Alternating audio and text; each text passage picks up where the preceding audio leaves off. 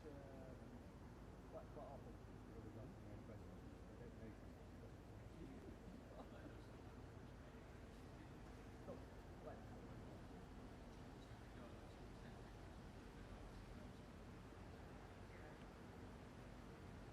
I mean,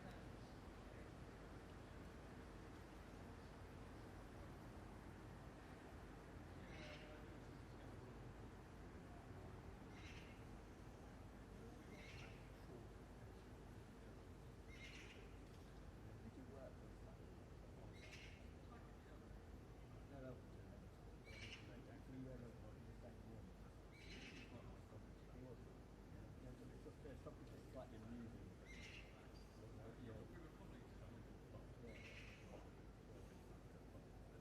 No, it's just quite funny. But you do it, as I say, you do it very well, and you definitely go through.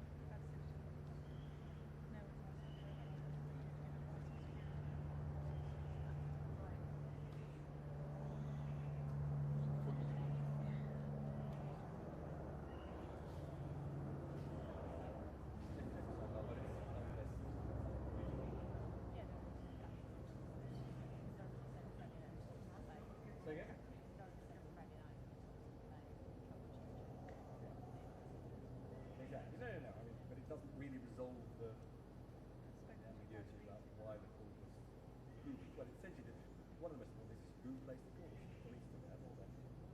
They claim it then. Police indicate.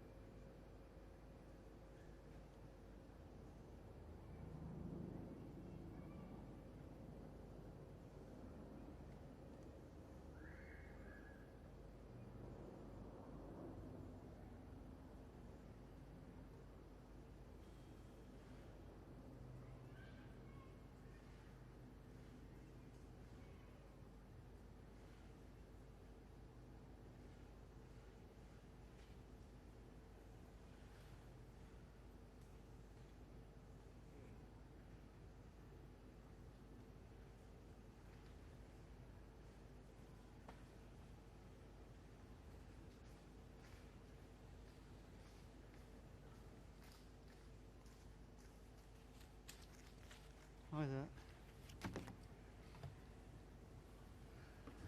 Sorry I'm late.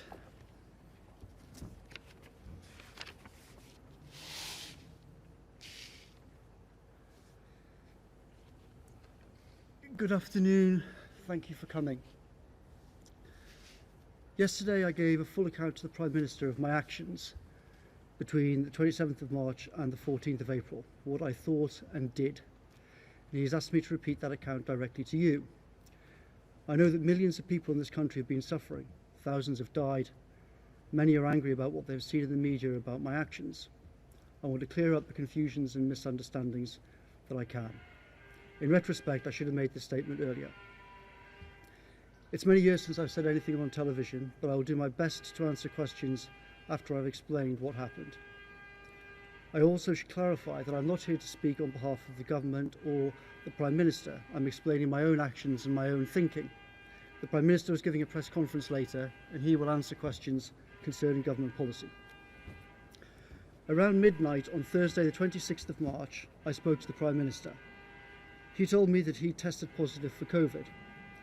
We discussed the national emergency, arrangements for number 10 given his isolation, and what I would do in number 10 the next day. The next morning I went to work as usual. I was in a succession of meetings about this emergency. I suddenly got a call from my wife, who was at home looking after our 4-year-old child.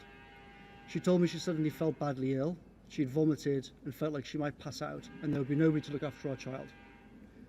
None of our usual childcare options were available. They were alone in the house. After very briefly telling some officials in number 10 what had happened, I immediately left the building, ran to a car and drove home. This was reported by the media at the time, who saw me run out of number 10. After a couple of hours, my wife felt a bit better. There were many critical things at work, and she urged me to return in the afternoon, and I did. That evening, I returned home and discussed the situation with my wife. She was ill. She might have COVID, though she did not have a cough or a fever. At this point, most of those who I work with most closely, including the Prime Minister himself and others who sit within 15 feet of me every day, either had symptoms and had returned to work or were absent with symptoms. I thought there was a distinct probability that I had already caught the disease. I had a few conflicting thoughts in my mind. First, I was worried that if my wife and I were both seriously ill, possibly hospitalised, there was nobody in London that we could reasonably ask to look after our child and expose themselves to COVID. My wife had felt on the edge of not being able to look after him safely a few hours earlier. I was thinking, what if the same or worse happens to me? There's nobody here that I can reasonably ask to help. The regulations made clear, I believe, that risks to the health of a small child were an exceptional situation, and I had a way of dealing with this that minimised risk to others. Second, I thought that if I did not develop symptoms, then I might be able to return to work to help deal with the crisis. There were ongoing discussions about testing government staff in order to keep people like me working rather than isolating. At this point, on the Friday, advisors such as myself had not been included in the list of who were tested. But it was possible that this might change the following week. Therefore, I thought that after testing negative, I could continue working. In fact, this did not change, and special advisors were not tested, and I have never been tested. Third, there have been numerous false stories in the media about my actions and statements regarding COVID. In particular, there were stories suggesting that I had opposed lockdown and even that I did not care about many deaths. For years I have warned of the dangers of pandemics. Last year I wrote about the possible threat of coronaviruses and the urgent need for planning. The truth is that I had argued for lockdown, I did not oppose it. But these stories had created a very bad atmosphere around my home. I was subject to threats of violence. People came to my house shouting threats. There were posts on social media encouraging attacks. There were many media reports on TV showing pictures of my house. I was also worried that given the severity of this emergency, this situation would get worse. And I was worried about the possibility of leaving my wife and child at home all day and often into the night while I worked in number 10. I thought the best thing to do in all the circumstances was to drive to an isolated cottage on my father's farm. At this farm, my parents live in one house, my sister and her 2 children live in another house, and there was a separate cottage roughly 50 metres away from either of them. My tentative conclusion on the Friday evening was this: if we are both unable to look after our child, then my sister or nieces can look after him. My nieces are 17 and 20. They're old enough to look after him, but also young enough to be in the safest category, and they had extremely kindly volunteered to do so if needed. But, I thought, if I do not develop symptoms and there's a testing regime in place at work, I could return to work if I tested negative. In that situation, I could leave my wife and child behind in a safe place. Safe in the form of support from family for shopping and emergencies, safe in the sense of being away from our home, which would become a target, and also safe for everybody else, because they were completely isolated on a farm and could not infect anybody. Contrary to some media reports, there are no neighbours in the normal sense of the word. The nearest other homes are roughly half a mile away. So in this scenario, I thought that they could stay there for a few weeks, I could go back to work, help colleagues, and everybody, including the general public, would be safe. I did not ask the Prime Minister about this decision. He was ill himself and he had huge problems to deal with. Every day I have to exercise my judgment about things like this and decide what to discuss with him. I thought that I would speak to him when the situation clarified over coming days, including whether I had symptoms and whether there were tests available. Arguably this was a mistake, and I understand that some will say that I should have spoken to the Prime Minister before deciding what to do. So I drove the three of us up to Durham that night, arriving roughly at midnight. I did not stop on the way. When I woke the next morning, Saturday the 28th of March, I was in pain and clearly had COVID symptoms, including a bad headache and a serious fever. Clearly I could not return to work anytime soon. For a day or two we were both ill. I was in bed, my wife was ill, but not ill enough that she needed emergency help. I got worse, she got better. During the night of Thursday the 2nd of April, my child woke up. He threw up and had a bad fever. He was very distressed. We took medical advice, which was to call 999. An ambulance was sent. They assessed my child and said he must go to hospital. I could barely stand up. My wife went with him in the ambulance. I stayed at home. He stayed the night in the hospital. In the morning, my wife called to say that he had recovered, seemed back to normal, doctors had tested him for COVID, and said that they should return home. There were no taxis.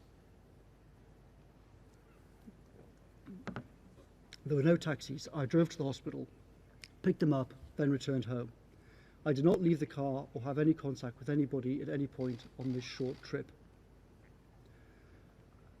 The hospital's, I don't know what, roughly 5 miles or something away, 2 miles, 3 miles, 4 miles, something like that. A few days later, the hospital said that he tested negative. After I started to recover, one day in the second week, I tried to walk outside the house. At one point, the three of us walked into woods owned by my father, next to the cottage that I was staying in. Some people saw us in these woods from a distance, but we had no interaction with them. We had not left the property, we were on private land. By Saturday the 11th of April, I was still feeling weak and exhausted, but other than that, I had no COVID symptoms. I thought that I would be able to return to work the following week, possibly part-time. It was obvious that the situation was extremely serious. The Prime Minister had been gravely ill, colleagues were dealing with huge problems, and many were ill or isolating. I felt like I ought to return to work if possible, given I was now recovering, in order to relieve the intense strain at number 10. On that Saturday, I sought expert medical advice. I explained our family's symptoms and all the timings, and I asked if it was safe to return to work on Monday, Tuesday, seek childcare, and so on. I was told that it was safe and I could return to work and seek childcare. On Sunday the 12th of April, 15 days after I first displayed symptoms, I decided to return to work. My wife was very worried, particularly given my eyesight had seemed to have been affected by the disease. She did not want to risk a nearly 300-mile drive with our child, given how ill I had been. We agreed that we should go for a short drive to see if I could drive safely. We drove for roughly half an hour and ended up on the outskirts of Barnard town. We did not visit the castle, we did not walk around the town. We parked by a river. My wife and I discussed the situation. We agreed that I could drive safely, we should turn around and go home. I felt a bit sick. We walked about 10 to 15 metres from the car to the riverbank nearby. We sat there for about 15 minutes. We We had no interactions with anybody. I felt better. We returned to the car. An elderly gentleman walking nearby appeared to recognise me. My wife wished him happy Easter from a distance, but we had no other interaction. We headed home. On the way home, our child needed the toilet. He was in the back seat of the car. We pulled over to the side of the road. My wife and child jumped out into the woods by the side of the road. They were briefly outside. I briefly joined them. They played for a little bit, and then I got out of the car, went outside. We were briefly in the woods. We saw some people at a distance, but at no point did we break any social distancing rules. We then got back in the car and went home. We agreed that if I continued to improve, then the next day we should return to London and I would go back to work. We returned to London on the evening of Monday the 13th of April, Easter Monday. I went back to work in number 10 the next morning. At no point between arriving and leaving Durham did any of the three of us enter my parents' house or my sister's house. Our only exchanges were shouted conversations at a distance. My sister shopped for us and left everything outside. In the last few days, there have been many media reports that I returned to Durham after the 13th of April. All these stories are false. There is a particular report that I returned there on the 19th of April. Photos and data on my phone prove this to be false, and local CCTV, if it exists, would also prove that I'm telling the truth, that I was in London on that day. I was not in Durham. During this 2-week period, my mother's brother died with COVID. There are media reports that this had some influence on my behaviour. These reports are false. This private matter did not affect my movements. None of us saw him. None of us attended his funeral. In this very complex situation, I tried to exercise my judgment the best I could. I believe that in all the circumstances I behaved reasonably and legally, balancing the safety of my family and the extreme situation in number 10 and the public interest in effective government to which I could contribute. I was involved in decisions affecting millions of people, and I thought that I should try to help as much as I could do. I can understand that some people will argue that I should have stayed at my home in London throughout. I understand these views. I know the intense hardship and sacrifice that the entire country has had to go through. However, I respectfully disagree. The legal rules inevitably do not cover all circumstances, including those that I found myself in. I thought, and I think today, that the rules, including those regarding small children and extreme circumstances, allowed me to exercise my judgment about the situation I found myself in, including the way that my London home had become a target, and all the complexity of the situation. I accept, of course, that there is room for reasonable disagreement about this. I can also understand some people think I should not have driven at all anywhere. But I had taken expert medical advice. It was 15 days after symptoms. I had been told that I could return to work and employ childcare. I think it was reasonable and sensible to make a short journey before embarking on a 5-hour drive to see whether I was in a fit state to do this. The alternative was to stay in Durham rather than going back to work and contributing to the government's efforts. I believe I made the right judgment, though I can understand that others may disagree with that. I have explained all of the above to the Prime Minister. At some point during the first week when we were both sick and in bed, I mentioned to him what I had done. Unsurprisingly, given the condition we were in, neither of us remember the conversation in any detail. I did not make my movements public at the time. Because my London home was already a target, I did not believe that I was obliged to make my parents' and my sister's home a target for harassment as well. I understand that millions of people have seen media coverage of this issue. I know that millions have endured awful hardship, including personal tragedies, over the past few months, and people are suffering every day. And I know that British people hate the idea of unfairness. I wanted to explain what I thought, what I did, and why over this period, because I think that people like me who helped to make the rules should be accountable for their actions. I'm happy to answer questions from the media who are here. Sorry, I've got a list, and I was told to ask the people in this order. Laura. Okay. Thank you very much, Mr. Cummings. Do you regret what you did? Because many people in this country have made heartbreaking sacrifices in the last couple of months in order to stick to the rules that you were part of putting together. And many people may have listened to you and think you made your own interpretation.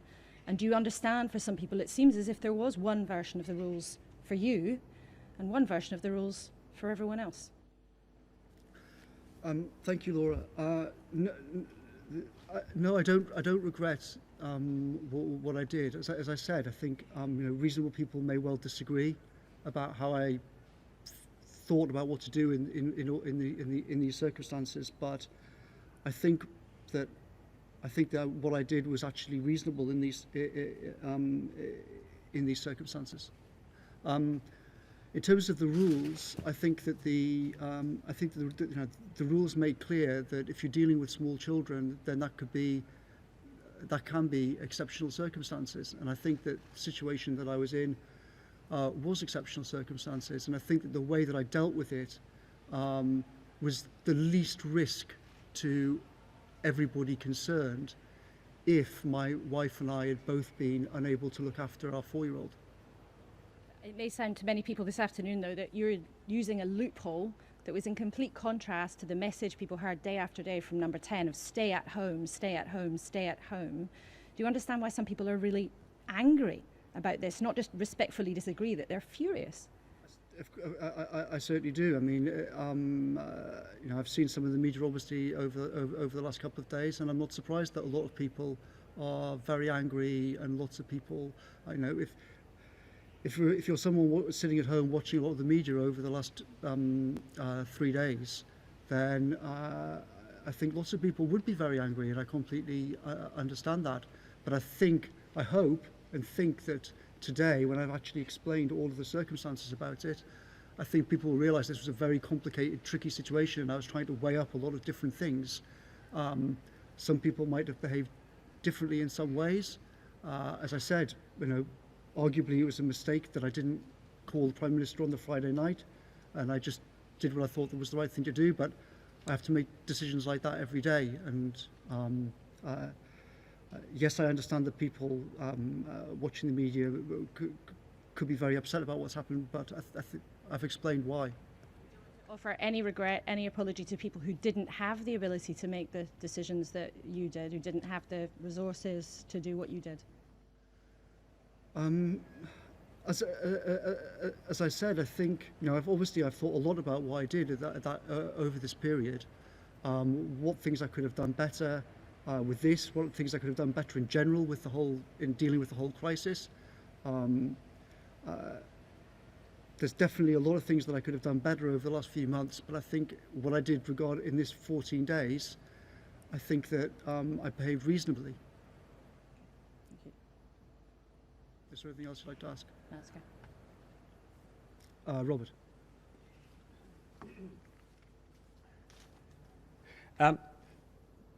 So, just to be absolutely clear, in this 14-day period and subsequently, apart from one visit to Durham and back, and a trip to Barnard Castle, neither you or Mary have been anywhere else at all.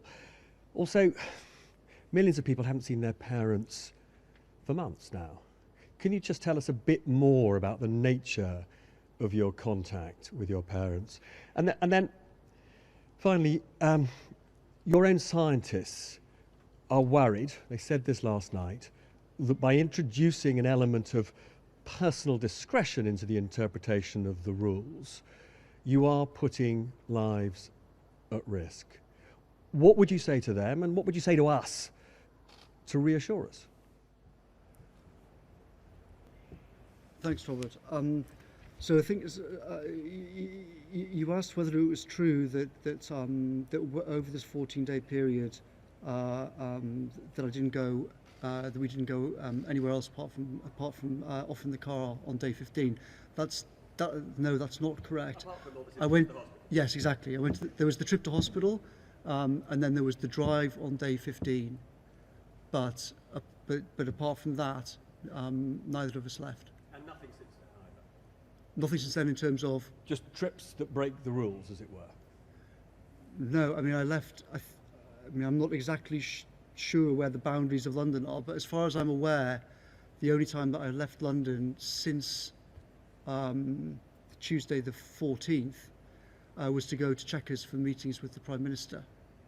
And that would be true of Mary as well, I mean, because you're a household, you know. Yes, I mean, Mary and I have been together since we returned. And then on this issue of contact with your parents? Issue of contact with my parents. So, I mean, obviously, so neither Mary nor I have been tested. So neither of us could be definitively sure about what our situation was. Mary had been ill and then recovered, but she hadn't had a cough, a fever. I pretty clearly seemed to have COVID, and talking to medical experts, they thought that, but I wasn't tested. But obviously our default mode was assume that all three of us have got it. So I was in a cottage 50 metres or so away from everybody else. Obviously we kept very, very far away from them. There are various reports that I visited them, I was staying with them. That's all completely untrue. My parents are in their 70s. Obviously I did not want to give them this disease, and so we stayed very far away. We did have some conversations, but they were, we were on a farm, and there were shouted conversations at a distance. They weren't some of the things that have been reported. In terms of introducing a question of discretion, I'm not seeking to introduce anything or any element of discretion. To me, the rules are there. They talk about what to do with. They talk about exceptional circumstances and small children. I was trying to weigh up on that Friday night conflicting things between what happens if we're both ill, who's going to look after him, what's the safest way of doing that, is there a way in which I might be able to go back to work the following week if the whole testing system changes, which was being discussed but did not in fact happen. I was trying to weigh all of those things up. Given that, I think that I don't believe that I broke the rules. I think that breaking the rules. It's that the SPIP and SPIM members last night said that they think you introduced the idea that if your personal circumstances allow, you can do something different from what the simple rules say, and they are very worried that will make it much harder to contain the spread of the disease. Well, I think that they're right to be worried that the coverage of the last couple of days could encourage people to behave in certain ways. But with great respect to them, they made those comments without knowing what had actually happened, and actually that's one of the reasons why I think now it would have been better to have made this statement earlier. But as it was, well, I didn't, and it would have been better to have done it earlier, for sure, and that would have also, I think, stopped some of those guys being themselves confused by what they read. Beth. Thank you. Mr. Cummings, thousands of people watching this, ordinary families, have put up with all kinds of restrictions and hardships, regardless of their medical or family requirements. People not going to funerals, people not even going into hospital when their kids have been having cancer treatment. Why are you so different? What those people, I think, see here is that there's one rule for you, one of the most powerful people in this country, and there's another rule for them. Don't you think you, at the very least, owe them an apology? I don't think I'm so different, and I don't think there's one rule for me and one rule for other people. As I said, I think that I looked at the. I knew what the guidance was. It talks about exceptional circumstances with small children, and I think that in all the circumstances I behaved reasonably and legally, as I said. But people will be listening to this. For days, government ministers have obfuscated about whether you went to Barnard Castle, no information put out. This is meant to be the people's government, isn't it? But you've badly misjudged public mood on this. This hasn't damaged the Prime Minister. It has undermined your policy, and it's undermined public confidence in the government. It could even now threaten public health if people decide that the rules don't matter. How can you even countenance at the moment staying on and not resigning? as I said, I think there is understandable anger, but a lot of that anger is based on reports in the media that have not been true, and it's extremely regrettable. But the media that were reporting some of these things that were wrong were told that they were wrong, but they reported them anyway. And that has caused a lot. That has caused a lot of anger. I know a lot of people have shouted at me in the street. Why did you go back? Why did you go back to see your parents just because you wanted to? But I did not do that. Can I just ask you one more thing? You went 260 miles. You didn't stop, but you didn't think that you ought to check with the Prime Minister, knowing how that might look when we were at the height of lockdown and we were all being told not to go anywhere and to stay at home and to self-isolate if we had COVID. I know you have circumstances, but how could you not even check with your boss? Well, as I said, I think that's a very reasonable question, and I think a lot of people would say that I ought to have called the Prime Minister about it, but. All I can say is what I said earlier on about what my state of mind was at the time. He himself had just tested positive hours earlier. He was ill. He was upstairs in number 10 in bed. He had a million things on his plate. We all had a million things on our plates. We were trying to do lots of things. One of the things I have to decide every day is what to bother the Prime Minister with and what not to bother the Prime Minister with. And the honest truth about my job is that there are endless problems all day long, and I can't go to him all day asking him, what do you think about that, this, what do you think about the other? Otherwise, what's the point of having people like me around? I have to get on with things and I have to make decisions. And sometimes I do the right thing, and sometimes I make mistakes. I should stop now, but in retrospect, you wish you'd checked with him first. I don't know is the honest truth about that particular thing. Maybe I should have done, but I have to protect his time. There are lots of really big issues that the Prime Minister's time is just about the most valuable commodity that exists in the government. So you have to be very careful about what you go to him with and what you don't go to him with. And I have to make that judgment literally dozens of times a day. And I made that judgment in a very short period of time in very extreme circumstances. And as I said, I thought at the time it was the right thing to do, but I also completely understand if people think it was a mistake, and that in fact I should have spoken to him about it. And as I said, I did actually speak to him about it a few days later, but neither of us can really remember exactly what I even said because we were both in pretty bad shape. Okay, thanks very much. Gary Gibbon.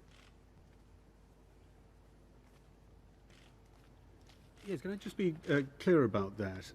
Yesterday you had a face-to-face conversation with the Prime Minister about all the circumstances around this trip and those key 2 or so weeks. But he'd known about your excursion north for about a month and a half. And he didn't ask you anything until yesterday. So, regarding the first part of your question, yes. I mean, essentially what I've just told you guys is what I told the Prime Minister yesterday, and I went through all... Yes, he asked me about it on, was it Friday night that the story broke, I think? I can't remember if it was Friday night or so Saturday morning. It was when the story broke he was interested. Saturday morning. It was when it was public he was interested. Sorry? It was when it was public he was interested. He didn't ask you anything before that. He just knew. So, as I said before, we spoke about it in the week after it happened. I can't remember what day, but in the days following, we were both in bed ill. We had a few conversations on the phone. He's been up since then. He knew for a long time. Well, so as I said, I spoke to him about it then. I told him about that. But to be honest, that was like the least of the things we were thinking. Like my movements were not part of our conversation. We were talking about the public health message the government's been putting out there. Do you say you don't regret what you've done? You think you acted correctly? We were talking about vaccines. We were talking about treatments. We were talking about hundreds of very important things. We did not spend a lot of time talking about me and where I was and my own circumstances. Let me ask you about one of those very important things. With tracing perhaps kicking off in a big way in the coming weeks, people will be asked to isolate. The public health message will never have been more critical, perhaps. Do you think public adherence to those instructions will be weaker or stronger as a result of your recent activities? Well, I hope it won't affect it, and I hope that that now that people know what actually happened, and that some of the false stories that have all been circulating and driving a lot of people, understandably, mad and about it, then I hope that people will realise. You've stood up the central story in this allegation that you drove a very long way from home when everyone was told to be at home. If there was more leeway in these instructions than we thought, why didn't you tell everyone about that? Well,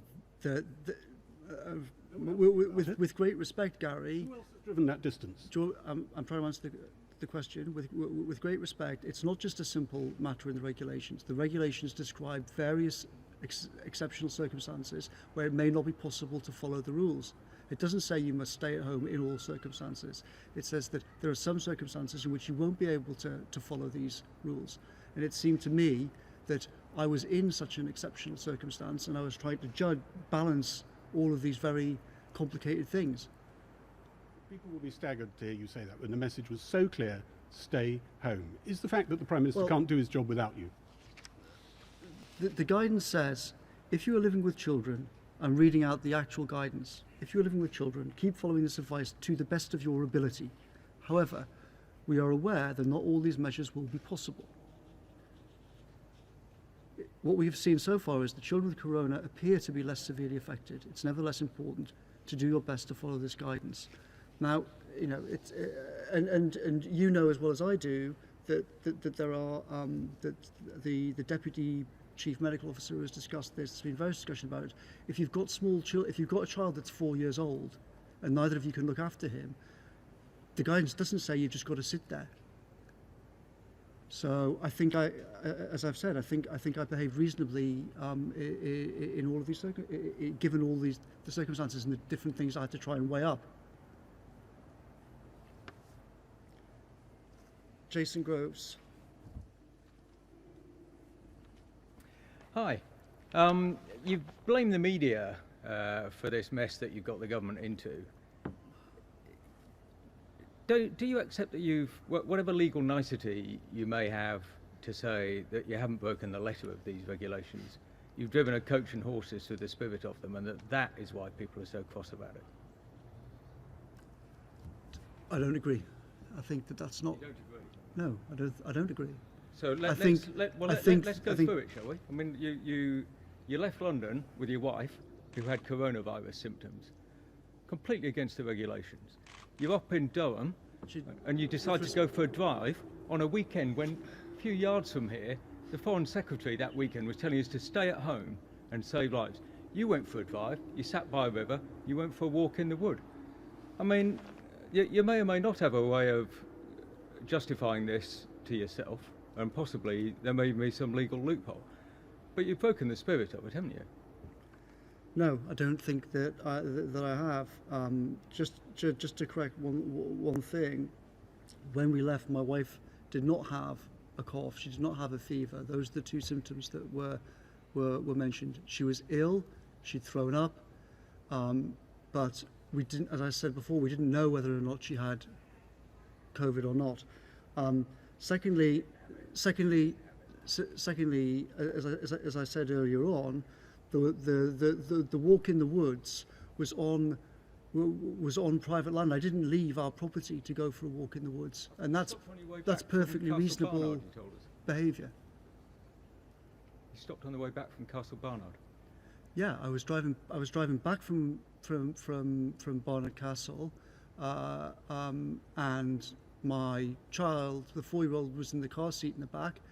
He said, "Dad, I need to go to the toilet." We pulled into the side of the road. He jumped out with my wife. I don't think any reasonable person would say that I behaved that's bad behaviour. I mean, you've plainly had a tough time. I don't think anyone would argue with that. But there's lots of other people who've had a tough time. I mean, I'd like to finish by we had a letter today from Andrew and Sarah in Wiltshire. Their daughter and son-in-law live 10 miles from them, and they've got 2 children. They came down with COVID, and they said, imagine our frustration living so near and yet not being able to help. It was a big sacrifice that we made. And they feel like mugs now. I mean, they want you to resign. Did you offer to resign when you saw the Prime Minister? No, I have not offered to resign. Did you ever consider it? No, I do not. I have not considered it. As I said, I think I think it's reasonable to say that other people would have behaved differently in different ways in this whole situation. But as I stress, I was trying to balance lots of competing things. I mean, if I hadn't worked here, for example, then you could very easily say that okay, I could just have stayed in an isolated cottage for weeks afterwards. But I was involved in lots of things involving crucial questions of vaccines, trying to get scientists involved in the effort, trying to get money moved, trying to get regulations moved out of the way. And I thought that if I could return to work, then I should seek to return to work. And I would stress that I took expert medical advice before I moved to say, and I actually went through the whole history, the details of what I've just told you. I went through on the Saturday, the 11th, on day 15.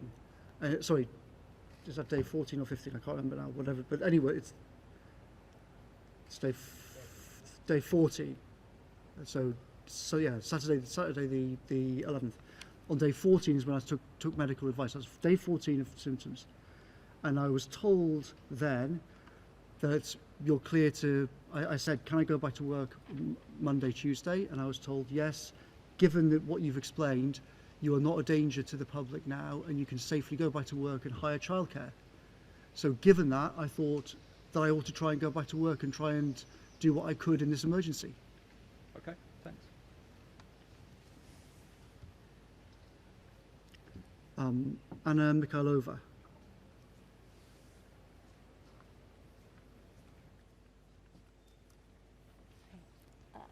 Mr. Cummings, how many miles is it from your house, the house you were staying in Durham and Barnard Castle, where you went? I don't know how many miles it is. I mean, it's roughly a half-hour drive. Right. So there are people without gardens, never mind access to private land and woodland, who haven't made unnecessary car journeys like that for more than 2 months now. They've been following rules that you helped forge and create. So were the public stupid to follow these rules to the letter, rather than looking for loopholes like you did? No, of course the public were not stupid to follow the rules, and I wasn't looking for loopholes. I was looking to try to do the best that I could in a complex situation where I was trying to weigh safety of my child with trying to get back to work, and a lot of difficult decisions to make around that. How does your trip to Barnard Castle have anything to do with the safety of your child or your work? Because, as I explained, I'd been very ill. On the Sunday, the 12th, I'd said to my wife, right, let's pack up the car and go back. I've been cleared by the doctors to go back to work. And she said, and I think it was perfectly reasonable, a few days ago you could barely stand up. You said that your eyesight was weird, and it seemed to be weird. We shouldn't just embark on a 270 whatever it is mile journey and then end up finding halfway through that you actually can't drive that far. So we should get in the car and make sure and see if you can actually drive. The only way to avoid this problem would have been just to say, well, I'm just going to stay in Durham, which I could have done, but I didn't think was the right thing to do. So it was, one has to make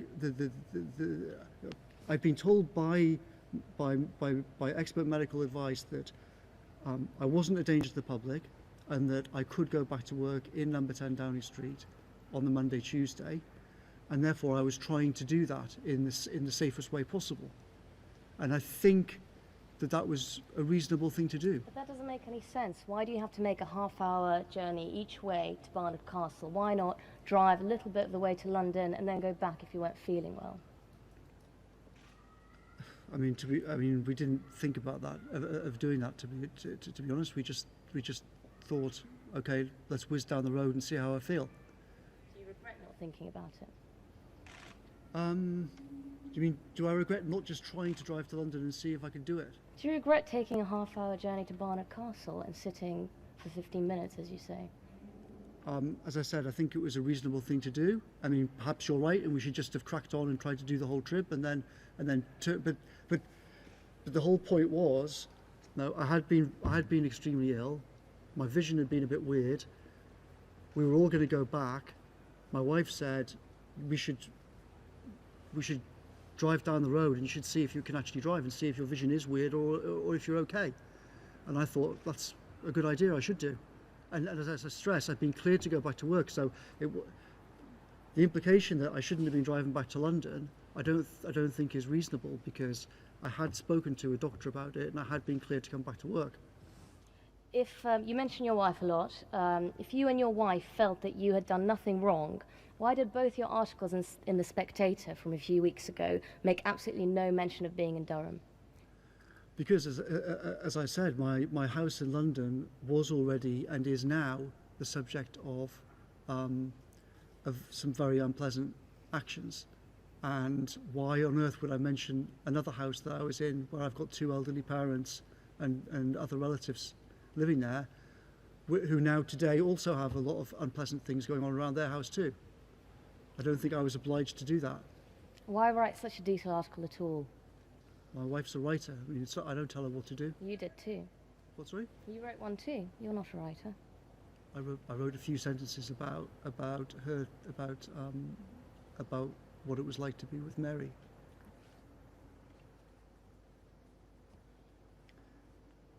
Nicola. Thank you, Mr. Cummings. You said that you sought expert medical advice before returning to London from Durham. Yes. Did you seek any such advice before making the initial trip to Durham? No, I didn't. And were you confident, or how could you be confident, that you wouldn't be putting anybody else at risk by making that trip? So the point was that that I knew that I could get to a place that was completely isolated. I knew that I had a full tank of petrol. I could drive to a place that was completely isolated from everybody else. I knew that if me and my wife could not look after our small child, there was a 17-year-old and a 20-year-old 50 metres away that I could call and say, we need help. They are old enough to look after a child and also young enough to be in the least risk category.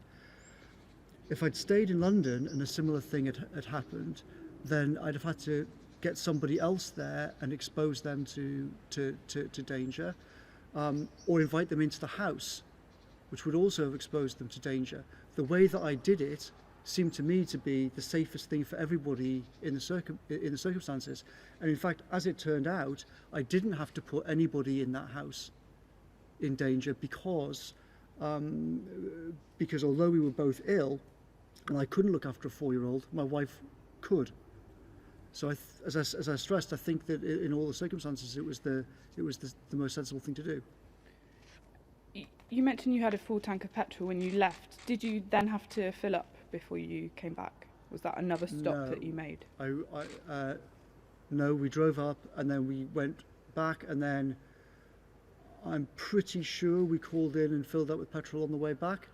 But remember, at this point, I'd been cleared to drive back to work, and so I don't think in any way that was breaking the rules. I think it's just important to be clear exactly how many stops you've made, because you've disputed some of the accounts that have been reported. Yeah, so on the way up I didn't stop at all, and then on the way down I can't be entirely sure, but I'm like 95% sure that I did stop on the way back down and filled up with petrol, but that might be wrong. Right. You said in the statement you read out that you tried to exercise your judgment in doing the best thing for your family. People up and down the country have been trying to do the best for their families. Yes.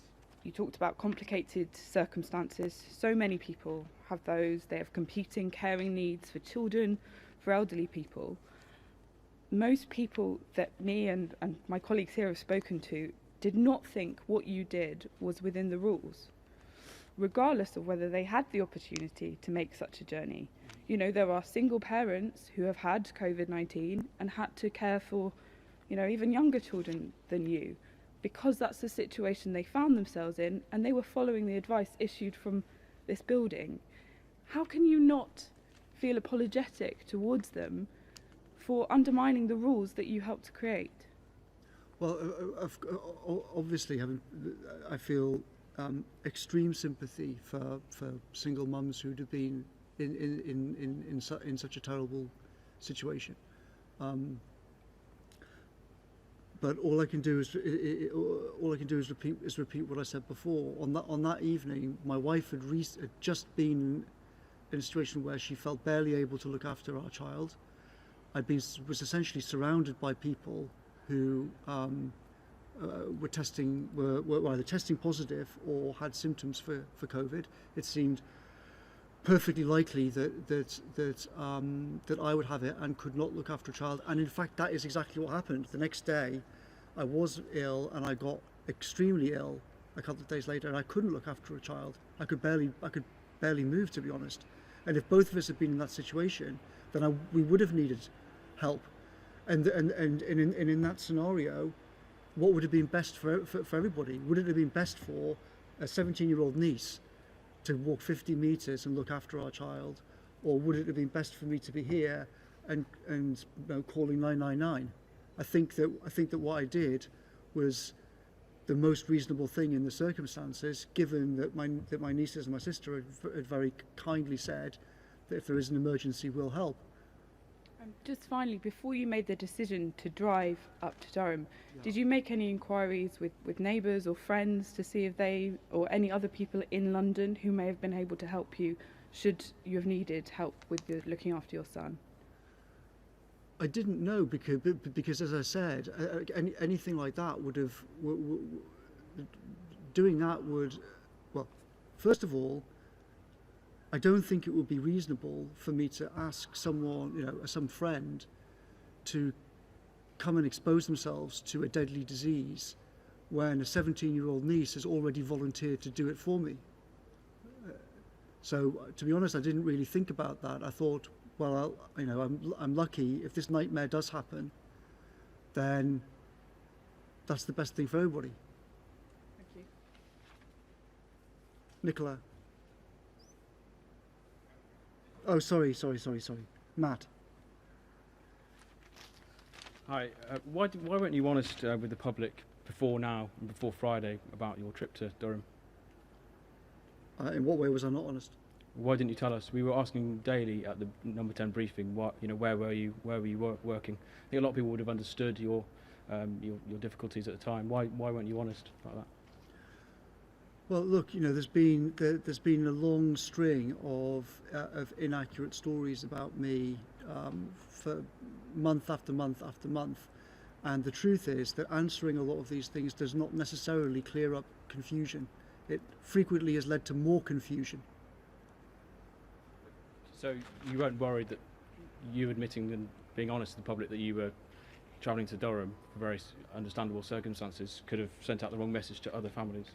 Yeah, I was worried. I was really worried about the whole thing. But in the situation not just the situation in those 14 days, but in the time since Friday night, there are not really any good options. And do you regret not laying out quite clearly, maybe when you came back to avoid the security problems, just being honest with the public? Yes, I do. As I said, I think at the beginning of my statement, I think in retrospect, it would have been better to set this out earlier on. But we have to make judgments about these things in number 10. Our judgment at the time was that if we start trying to explain everything, then it'll actually lead to more confusion. That often happens around here. But now, there's been all of these reports about, did I go back a second time? Did I go back on the 19th of May? Was there a third visit? And by this morning, there seemed to be so much confusion about so many things that the Prime Minister, I and others thought, okay, the best thing to do now is the only thing to do now is to actually just come out and discuss it all, and to talk and just to lay the whole thing out, including my child being ill and all of that stuff. Regardless of whose fault it is, I mean, this whole episode is already having an impact on people's behaviour. Government scientists are warning more people will die. the police are warning that it's going to make their job harder. I mean, regardless of whose fault it is, why shouldn't you resign and draw a line under it and hope to regain the government's control of this pandemic? Well, I hope that now that people have heard what happened, I think that as I've stressed that in a very complicated situation, I behaved reasonably, and I tried to do the thing which minimised risks to everybody, given all the different things I had to weigh up. And I hope that, having heard this, that the people will say, okay, no, we understand the situation, and we understand what I did. They may well say, I would have. Some people, I'm sure, will think I would have done this differently or that differently, and perhaps they're right. I'm not saying that, having laid all of this out, I'm not saying I know I'm right. I'm saying this is what I did at the time. This is why I did it at the time. I was trying to weigh up competing things. I thought that I should try and come back to work and help with the whole disaster if I could do. Other people may say that I shouldn't have done that. So, if the episode does rumble on, do you think you will review your position in the next week? Will you review your position in a week or so if it does rumble on? It keeps distracting. It's up to the Prime Minister. I'm here to try and do the best that I can for the government. To try and change the country for the better in lots of ways, to get more investment into the NHS, to do all sorts of things that we've talked about. During this crisis, I've been trying to do the best I can to make the government machine work as well as possible. If the Prime Minister thinks that I should stop, then that's not for me to decide. It's up to him to decide. Just very quickly, you said a lot of things you wish you'd done better yourself and as a government. What, broadly, what areas do you wish you had done better over this pandemic? I think it's better, as I said at the start. It's not for me here to answer all the questions about government policy over all of this. I think that's a job for the Prime Minister, and he'll be giving a press conference later on. What I was saying was, I know that I've made mistakes in dealing with this thing going right back to January. I think that my behaviour in these 14 days, I think when people hear everything that happened, I hope that people will agree that it was reasonable. They might not think that they'd have done the same thing, but I hope that people will agree that it was reasonable calculations in all the circumstances. And I don't think what I did in these 14 days was a mistake, but I certainly made a lot of other mistakes, and I make mistakes every day. Caitlin.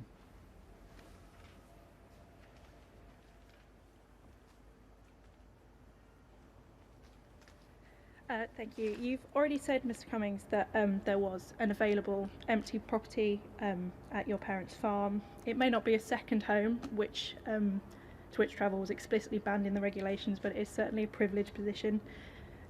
Does your story not make it the case that it's one rule for most of us and another rule for everybody else who can bend it slightly because they've got the luxury of an empty house lying around? No, as I've said, I don't think that's the case. The reason why I went to that place was it seemed like the safest option, given the considerations, and I was weighing up what's the safest thing for my child, what's the safest thing in terms of how could I get back to work and try to help with this emergency, what's the safest thing in terms of the whole the problems with my current house, and I was having to weigh all of these things up and make a decision in a very short period of time. But lots of people would have liked to weigh up what the safest option was for their child and would have liked to have thought that they had the opportunity to go to an empty, safe space. Did you not at all have any thought that, I should be going through this in the same way that everybody else is? I should be staying at home and doing everything that I can. Obviously, I thought. Well, I'm not sure that I can really usefully add to what I've already said. I think I've explained what my thought process was. I was trying to balance these three things about the safety to my child, and I stressed the point about it wasn't that it was some nice place to be. If you've been there, you'd see that it's sort of concrete blocks. It's the point about it was not that it was a nice place to be, but that it was the safest place to be in the circumstances, and it meant that I didn't have to expose other people to risk unless I absolutely had to in a critical emergency.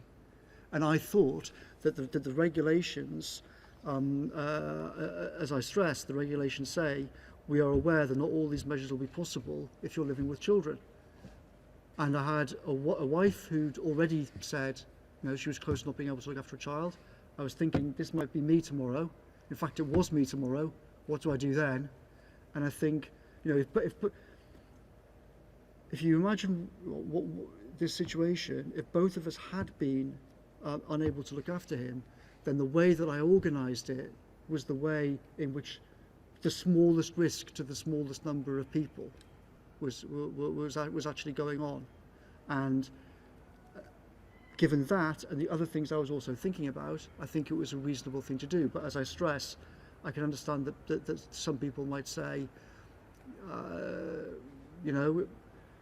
it's your own fault if people are making threats at your house. That's not a good reason to leave. We've all had to stay. Other people are going to make their own judgments about this whole thing. I don't think there's much more I can say. You also just mentioned in answer to Matt's question that you have made other mistakes in dealing with the pandemic since January. Can you point us towards any more of them? As I stressed, I think at some point in the future, I'll be very happy to go through all the different things that I think I got wrong. I would also point out, though, that lots of the media reports about what I've thought, what I've said, what I've done are completely false. For many years, I've been writing about the dangers of pandemics. Only last year, I wrote explicitly about the danger of coronaviruses. I stressed that the importance of government planning and that I was worried that people were not taking it seriously enough. And a lot of media reports are trying to claim that I sort of brushed it off and sort of didn't realise what a danger it was. And I think no reasonable person could come to that conclusion if you look at what I've said and what I've written over the last few years. I took it extremely seriously. I took it extremely seriously many years ago, and I urged other people to take it extremely seriously. But I have made other mistakes in terms of how I've dealt with things since January, for sure. Is one of those mistakes herd immunity? Is one mistake? Is one of those mistakes the idea of herd immunity? No, it's not, and a lot of the things that have been written about that are completely wrong. One final one from me. What is your message from Conservative voters who voted this government in less than 6 months ago, a lot of them for the first time in the North East around Durham, who want you out of Downing Street and want you out of this government?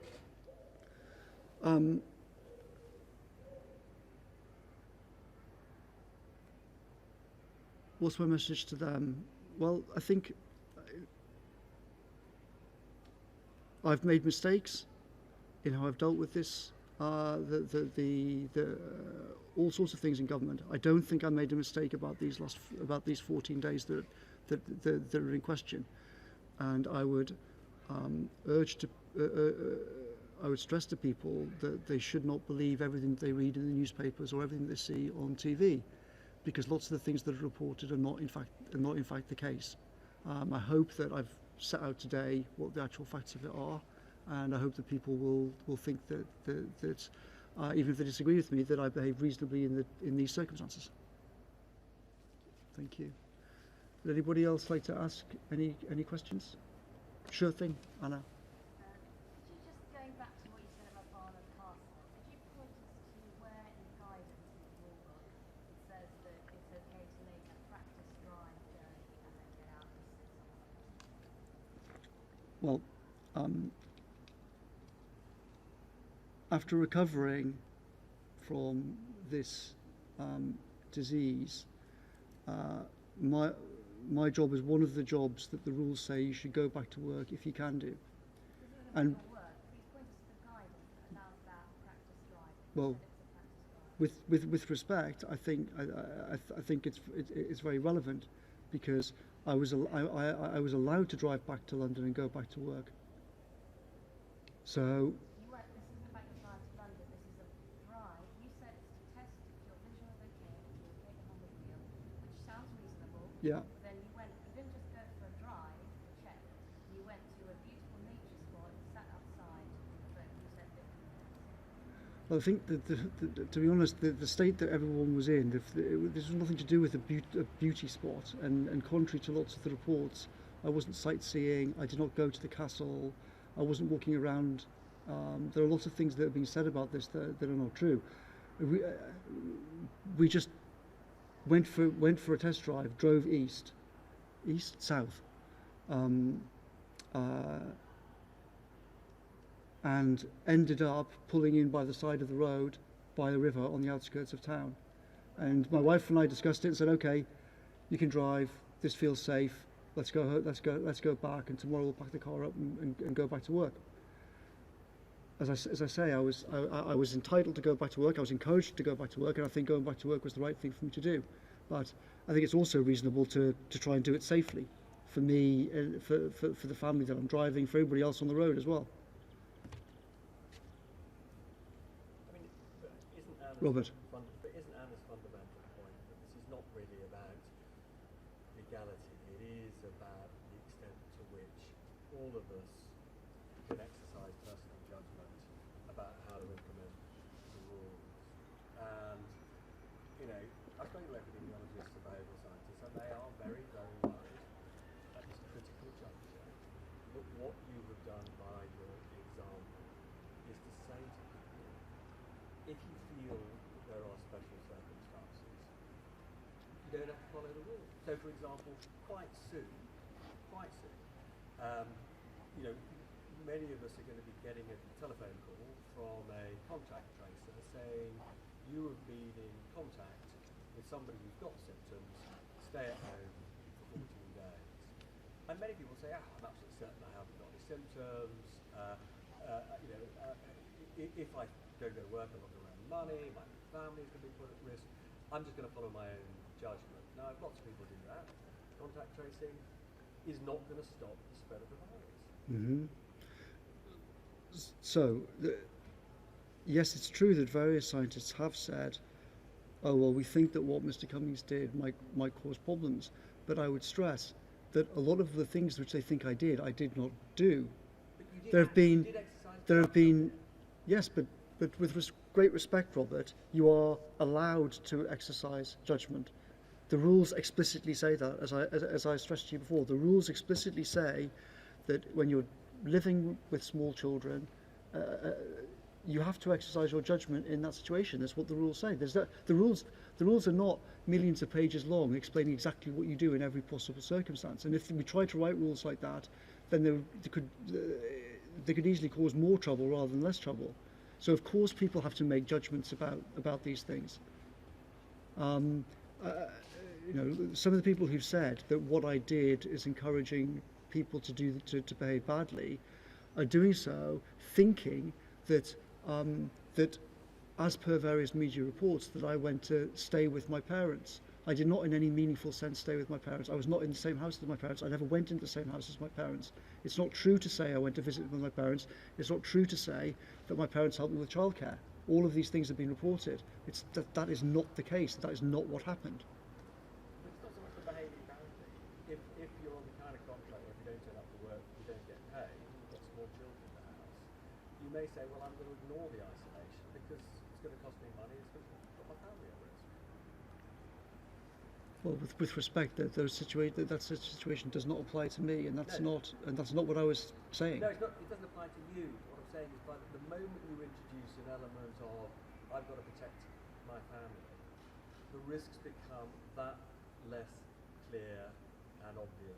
But as I stressed, Robert, with great respect, I am not introducing an element of discretion or judgment. The rules necessitate that you exercise judgment. If you look at the actual official rules on the NHS website, you can't do anything but exercise judgment in these circumstances with a small child. It doesn't go into lots of different circumstances and say what to do. There is no regulation covering the situation that I found myself in on Friday night.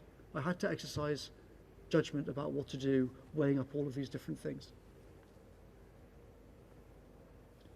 Okay. Thank you very much, everybody. Take care.